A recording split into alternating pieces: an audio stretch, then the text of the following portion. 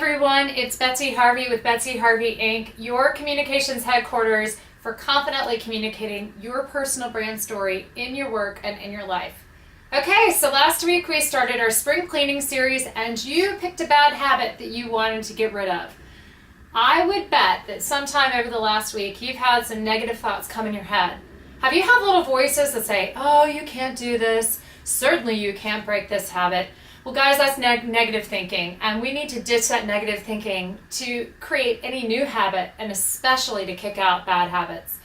It takes time, tons of patience, and a lot of being kind to yourself. So today I just wanted to give you some tips to help you ditch negative thinking. You're gonna have to practice and you're gonna have to work hard at it, and there are gonna be days where you're gonna have to pull up those big girl bootstraps and get yourself back on track. But I am gonna cheat and look at my sheets today. I usually do this without a script, but I just don't wanna miss a single point. The first thing I wanna say is make sure you get a little bit of perspective on your goals and on your thinking. Really check in with your thinking to make sure that whatever you're thinking, is it really relative? Is it a negative thought that could actually turn into something very toxic? Or is it just something that is just, annoying that you're thinking? In other words, oh, I don't look good today. Okay, that's probably not so toxic unless you're saying it over and over and over again. So get your thoughts in perspective and decide just how critical that voice is being to you. The second thing I want you to do is I want you to challenge your negative self-talk and tell it to shut up.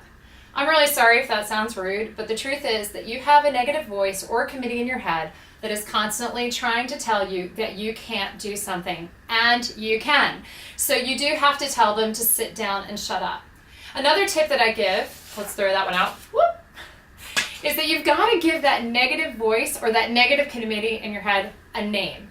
Brené Brown in The Gifts of Imperfection calls hers the gremlin. I call mine the evil one because I truly believe she's evil and she has tons of nicknames. So give her or him a name in your head so that every time that voice pops in you can say, please be quiet, evil one, or Jezebel, or the gremlin, whatever your choice may be. I promise it'll help. Also, to break a bad habit and to start new habits, you've got to get leverage on why. Why are you doing this? What is the outcome? Tell that evil voice to go away, and while you're doing that, write down why you're doing this. The power of your why should be big enough to make that bad habit go away and get you on track to your new ones. Goodbye, sheet. Be kind to yourself. This is probably the one that I tell clients the most and I have to tell myself the most. It is amazing how negative we can be to ourselves. We beat ourselves up. We think we're not enough. We get to this place of feeling guilty about everything. That is so not healthy if you're trying to start anew. So please, be kind to yourself. But then, after you've done all that inspirational thought, back it with action. Take action to do something that takes that thought and puts it into action, meaning your kind thoughts, not your negative thoughts. And another one that I love is get a buddy, invite a close friend to be your ally or partner.